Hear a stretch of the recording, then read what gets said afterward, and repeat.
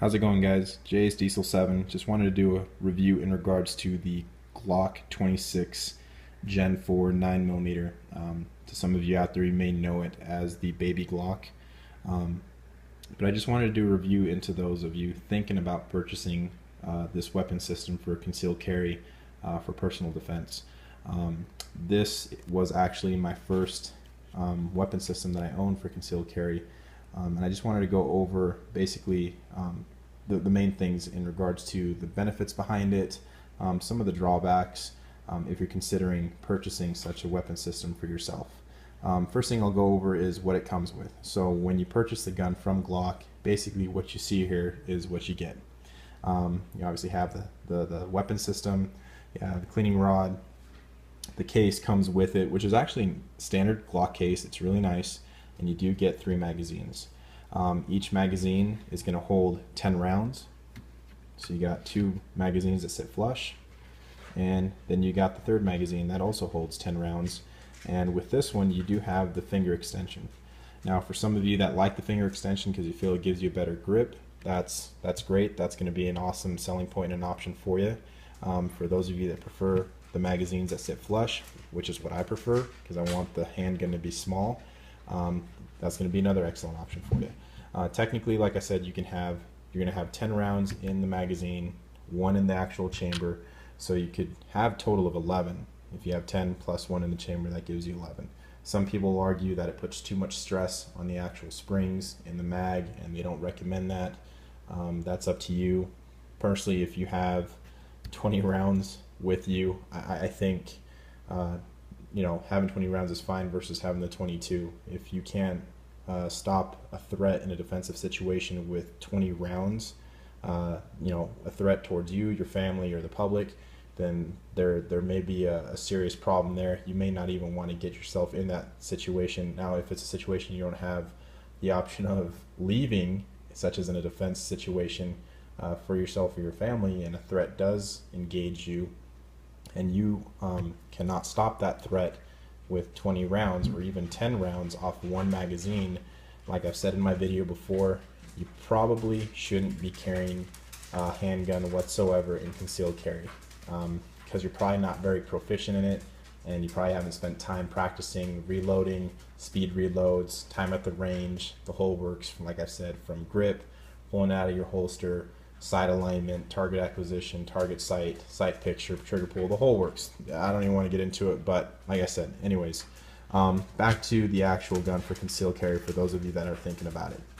Some of the key things that made me purchase this as my first concealed carry option for the Glock 26 baby Glock was it's ambidextrous as far as the mag release. So for those of you that are left-handed such as me, this is an excellent option for you because Glock has actually made the handgun for lefties. So you can have the magazine drop without having to use your middle finger on your left hand or use your other hand, your right hand, to drop the magazine. You can use your left hand to drop the magazine with your left thumb.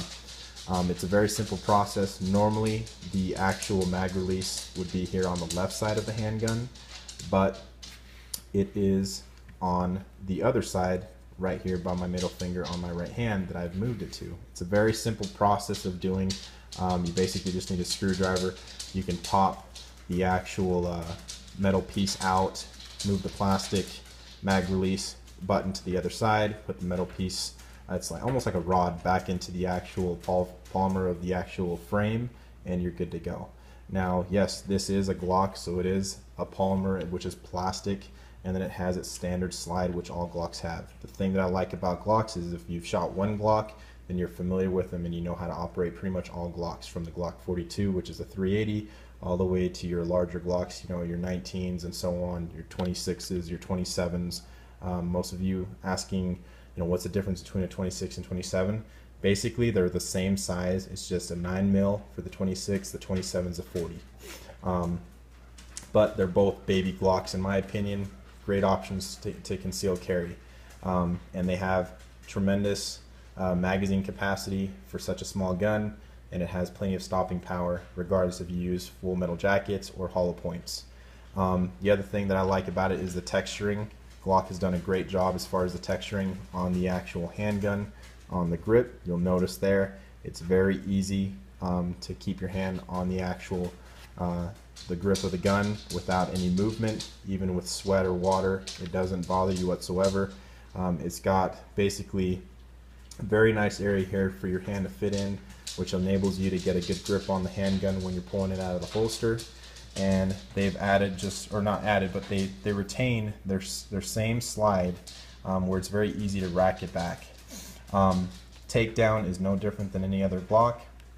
Got your takedown switch here, pull the trigger back obviously when it's unloaded, and the slide will move forward, exposing the the barrel and the internal components of the gun, the spring and whatnot. Trigger pull on the handgun is going to be another key factor for those of you that are looking at purchasing a handgun. Now, this is a striker fired weapon system. It is a little bit larger, I should say it is a lot larger than your Smith & Wesson 380 Bodyguard, than your LCP, than your SIG 228, weapons such of that. It's a larger gun, it is, and it's heavier, it's thicker as well. Even the Glock 42 is bigger than any 380 out there. So that's something to consider. If you want small, that's going to be something you want to think about. But this is, in my opinion, it's an excellent option. The trigger pull on this gun is 5 to 5.5 pounds. I've had it tested. It's right around there, 5 to 5.5. It fluctuates slightly, barely, depending on who's, what kind of system you're using to test it. As far as ergonomics, the gun fits perfect in my hand, and it's got a phenomenal grip to it. It's got a phenomenal feel to it. It's extremely, extremely accurate. This gun, if some of you are asking, well, how accurate is it? Like I've said in my other video, from 5 yards, I can, no problem, center mass, bullseye, overlapping the rounds. From 10 yards, I can do the exact same thing with just a slightly larger spread. From 15 to 20 yards, center mass, no problem, with about a 2.5 to 3 inch spread. Maybe 4, depending on conditions of the weather. But it's extremely accurate. What I like about Glock is it doesn't matter, at least for me, what I feed this, whether it's full metal jackets, hollow points, cheap ammo, expensive ammo, the gun is extremely reliable. I've never had a misfire. I've never had a failure to feed, failure to eject, never had a stovepipe. It's been flawless. And that's what Glock has basically been known for, and what people come to expect from Glock is just how reliable. If my life is on the line in a defensive situation, I want a gun that's going to function every single time perfectly, especially if it's going to defend me in a defensive situation or my family. This is a phenomenal gun. It's a gun that you could honestly engage multiple threats if multiple threats were presented to you without a single problem, due to the capacity and just the gun itself. It's phenomenal. They do have, like I said in the past, a large slide release here, so it's very easy to get to. Those of you that know, like in law enforcement, military, when you're in bad situations, your motor skills kind of get messed up. You're not capable of functioning as smooth unless you have a lot of practice, a lot of repetition. So like I've said before, guys, in my videos, practice makes perfect, and you're going to want to practice with whatever weapon systems you carry, because when you're in a bad situation, you basically are either in flight or fight or flight mode, and a lot of your blood in your body goes to your larger muscle groups to engage in that situation. You can't really think as clear. So putting yourself under high stress scenarios and situations when you're at the range is going to be something that I practice. It's something that I recommend if you want to carry for concealed carry. I never use the slide release to have the slide move forward. I always rack it back. It's what I've practiced. It's what I use. It's what's comfortable for me. It's what I just feel very confident in my training with. For some of you that prefer the actual slide release, knock yourself out, go for it. That's up to you. Now you'll notice also here you see kind of a little groove. That's because Glock has enabled for actual grip extensions that come with this. For those of you that have smaller hands or just want a different feel to the actual grip, they've included those grips for you, which is an excellent option for those of you that have bigger or smaller hands, like I said. There is no external safety on the actual gun itself. They have a trigger safety, which your finger's on the trigger and you pull it back, the gun's going to go off. That's what a gun does. and it has, like I said, a 5 to 5.5 pound trigger pull. So for those of you thinking of pocket carrying, get yourself a good holster that's going to cover the actual trigger and the trigger guard. For those of you who are planning on carrying in your purse, if you're a female, be really careful, because if a piece of chapstick or something else, a pen, gets stuck in there and it pulls the trigger back,